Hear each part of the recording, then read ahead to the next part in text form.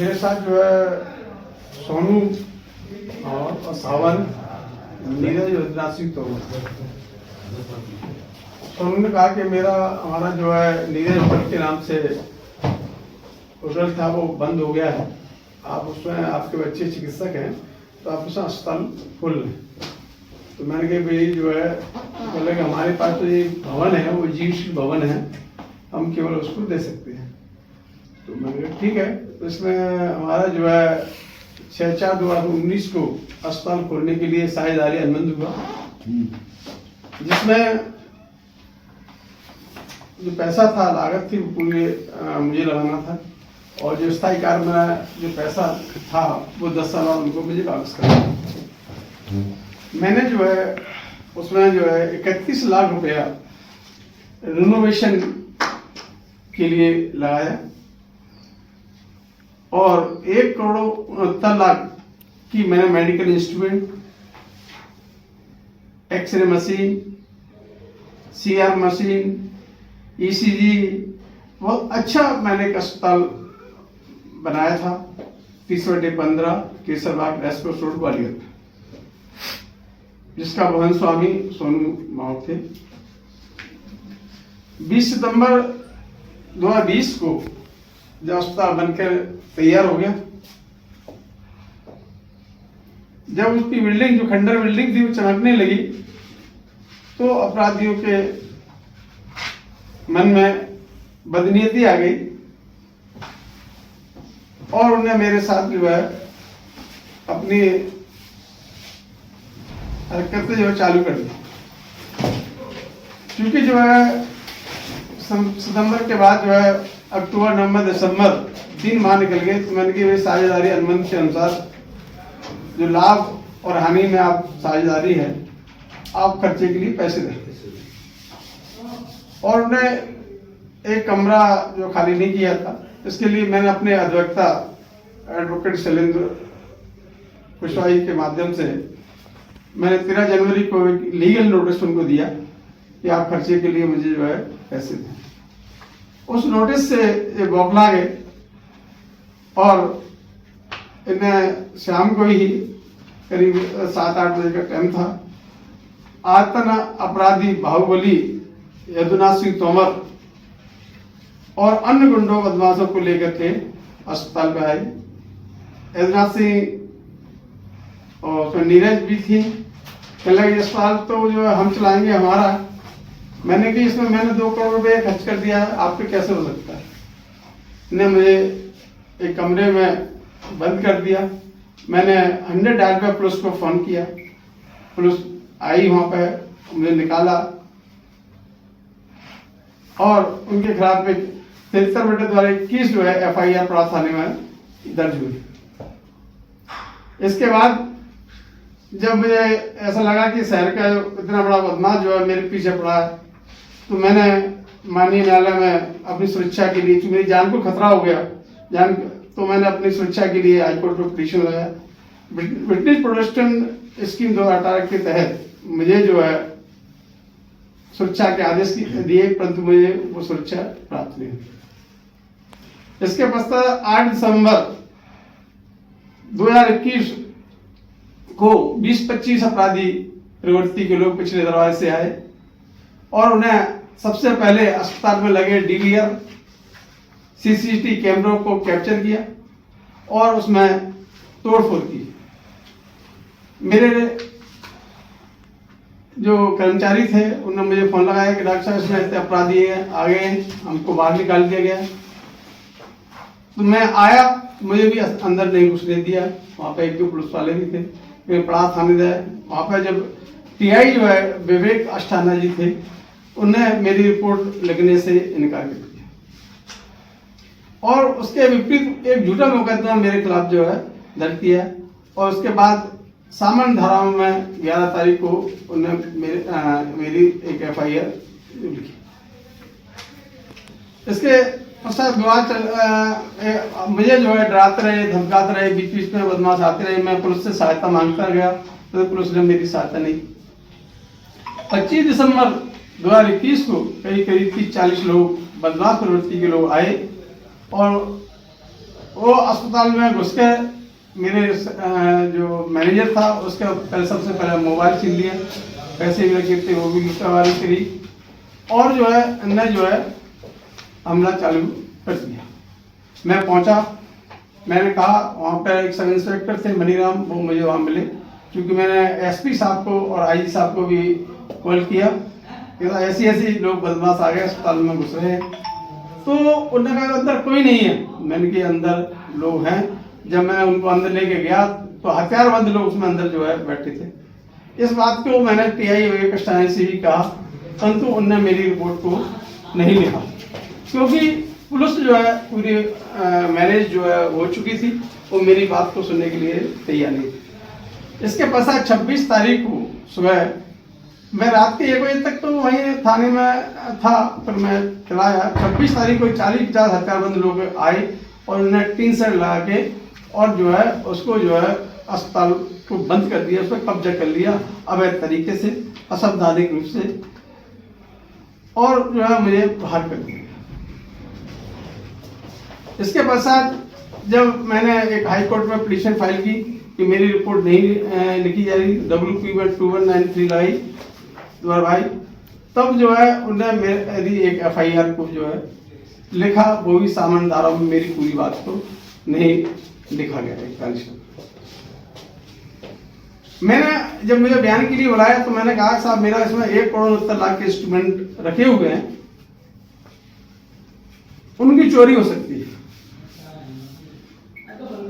मैंने इसके लिए आवेदन दिया थाने में बाकायदा, उन थाने में कोई कार्रवाई नहीं की गई। इसके बाद मैं 3504/2022 मैंने हाईकोर्ट में एक सुरक्षा के लिए, मेरे सामान की सुरक्षा के एक पिटीशन फाइल की, आदेश भी हुआ, परंतु उसमें भी पुलिस चूंकि मिली थी तो उन्होंने कोई भी सुरक्षा नहीं प्रदान की और न ही उनके खिलाफ कोई कार्रवाई की। अंततः 12 तारीख को मैं जब जा रहा था, अस्पताल के सामने निकल रहा था, तो मैंने ज्ञान सिंह इलेक्ट्रिक बेड जो अस्पताल में था, कभी उसकी कीमत, एक बेड की कीमत 1 लाख के समथिंग, तो लेकर एग्रीकल्चर के सामने पकड़ा। मैंने उसके फोटो खींचे और मैंने बाकायदा उनको जो है विवेक जो टीआई साहब थे, मैंने उनको फोटो पहुंचा, मेरी आके आप आइए उसको गिरफ्तार कीजिए, परंतु वो नहीं आए। इस बात को सभी घटना से मैंने सांगी साहब उस टाइम सुपरिटेंडेंट ऑफ पुलिस थे, मैंने उनको भी अवगत कराया अमित सांगी साहब को, परंतु फिर भी जो है कोई कार्रवाई उस पर नहीं हुई। इसके बाद हमने जो है एक कोर्ट में एक याचिका में आवेदन लगाया 162/A में कि जो है उन्होंने जो है कोर्ट कमिश्नर नियुक्त किया कि मेरा सामान कितना है, क्या है, मुझे तो पता तो पड़े। और तो मालूम पड़ा कि वहां गया, वहां पर कोई सामान था ही। जब मैंने फिर 24/8 को 22 को मैंने आवेदन दिया पुलिस में, एसपी साहब को भी दिया, आईजी साहब को भी दिया, उसके बाद और डीजीपी साहब को भी दिया, परंतु जो भी कार्रवाई आती है पड़ा थाने द्वारा गलत जानकारी देकर के उसे लौटा दिया। आज दिनांक तक चोरी की FIR नहीं लिखी गई, जबकि उसके मूल बिल मेरे पास है, कोई सामान मेरे द्वारा खरीदा गया, पूरा पैसा मेरे पास है, लगाया गया, परंतु आज मेरा 1,69,00,000 के चोरी की जो है ग्वालियर शहर में 20 शहर में मेरे साथ जो घटना घटी, कारनामा घटा, उसकी रिपोर्ट आज दिनांक तक जो है नहीं लिखी गई। इसके लिए मैं माननीय मुख्यमंत्री से, चूंकि गृह विभाग आया था, मैं माननीय मुख्यमंत्री से भी मैंने निवेदन किया, अपने पूर्व मंत्री नरेंद्र सिंह तोमर साहब से भी मैं मिला, परंतु किसी ने भी उस पर कोई संज्ञान नहीं लिया और जो है कोई कार्रवाई आज तक नहीं हुई। ऐसा लगता है कि भारत के संविधान में जो कानून दिया गया उसका पालन ग्वालियर की पुलिस नहीं कर रही है और उस पर कोई भी जो है आज दिनांक तक कोई एक्शन जो है नहीं लिया गया। मैं जीवन की जो कमाई थी, मैंने जो बच्चों के लिए FDR वर्क करके और धन संचय किया था, आज मैं लुटा पुटा था ग्वालियर शहर में महसूस कर रहा हूँ। कोई भी मेरी सहायता नहीं कर रहा है, मेरे को न्याय नहीं मिल रहा है, ना ही अपराधियों के विरुद्ध कोई कार्रवाई जो है आज नहीं तो हो रही। अगर कार्रवाई नहीं होती आपका अगला कदम क्या होगा? यदि कार्रवाई नहीं होती तो मैं माननीय न्यायालय में जाने का जो है विचार कर रहा हूँ। माननीय न्यायालय में इसकी याचिका, क्योंकि मेरा ऐसा मानना है कि संविधान में जो व्यवस्था है, विधायक का है, कार्यपालिका है, न्यायपालिका है, चौथा स्तंभ पत्रकारिता। तो मैं आज आपके समक्ष इसलिए अपनी बात को कहना चाहता हूँ कि आप लोग भी मुझे न्याय दिलाने में सहयोग करेंगे। आपने जो 1 करोड़ का सामान खरीदा था उसकी क्या? रसीदें आपने मेरे बिल्कुल मैंने प्रशासन को दिए। मेरे पास बाकायदा कई बार मेरे बयान भी लिए गए। पूरे का पूरा बंच मैंने, मेरे में मूल बिल भी है और उसकी कॉपी भी मैंने शासन प्रशासन सबको दिया। जैसे आपने बताया कोर्ट में भी आपने लगा दिया था इसके, तो कोर्ट ऑफ कंटेम्प्ट का नहीं लगाया क्या आपने? कोर्ट और कंटेम्प्ट में भी जो है अभी माननीय न्यायालय में जो है वो विचाराधीन है और उस पर भी अभी आज तक कोई कार्रवाई जो है नहीं हुई, क्योंकि जो है मैं काफ़ी दुखी हूँ, काफ़ी पीड़ित हूँ और काफ़ी परेशान हूँ। इसलिए मैं आप सबसे मेरा ये अनुरोध है कि इस पर जो है न्याय दिलाने के लिए कार्रवाई की जाए। Thank you.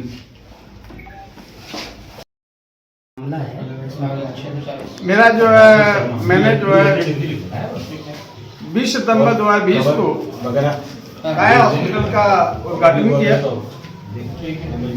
और जो है मेरे द्वारा 1 करोड़ 69 लाख रुपए की मेडिकल इंस्ट्रूमेंट मशीनें खरीदी गई।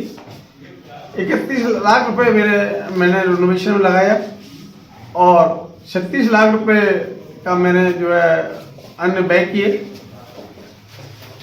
मेरे जो सामान था उस पर पहले तो जो है मेरे अस्पताल पर असामाजिक तत्वों के माध्यम से अपराधी थे, उनने कब्जा किया। कौन लोग थे? इसमें मैं जो है अधुराज सिंह तोमर, सावंत, सोनू, नीरज, ज्ञान सिंह और कई 40-50 हथियारबंद लोग 20 शहर में आए। तो जो लोग और आपके हॉस्पिटल में पार्टनर थे क्या थे? ये केवल जो है सोनू महार जो है लाभ और हानि में साझेदारी थी, परंतु उनकी बदनीति आ गई, उनके अंदर बेईमानी आ गई और उन्हें गुंडा तत्वों के माध्यम से 20 शहर में मेरे अस्पताल पर कब्जा कर लिया और पुलिस जो है मूक दर्शक बन के जो है देखती रही और मुझे आज तक न्याय नहीं मिला है। इसमें पूरे मेरे जीवन की जो कमाई थी, मैंने बच्चों के लिए जो है पैसा इकट्ठा करके मैंने उसमें लगा दिया, परंतु उनने मेरे उसके सामान को लूट लिया, चोरी करवा दिया और जो है मुझे पुलिस उनके खिलाफ कोई भी कार्रवाई आज तक पुलिस द्वारा। ऐसे आपने कहाँ कंप्लेंट की थी अभी तक? मैंने अभी तक जो है जो कंप्लेंट की थाना प्रभारी को की, इसके अलावा श्रीमान मेरा बड़ा थाना था, पुलिस अधीक्षक जो अमित सिंघवी साहब थे, अमित सांघी, उनसे जो है मैंने कंप्लेंट किया। अभी हमारे यादव जी हैं, उनसे भी मैं मिला। इसके बाद मैं आईजी साहब थे जो सक्सेना जी हैं, अरविंद सक्सेना साहब, मैं उनसे भी जाके मैंने मुलाकात की और अभी जो डीआईजी जो है अमित सिंघवी साहब बने, उनसे भी मैंने बात की और मैं जो है भोपाल गया, डीजीपी साहब से भी मैंने मुलाकात की, अपना आवेदन दिया।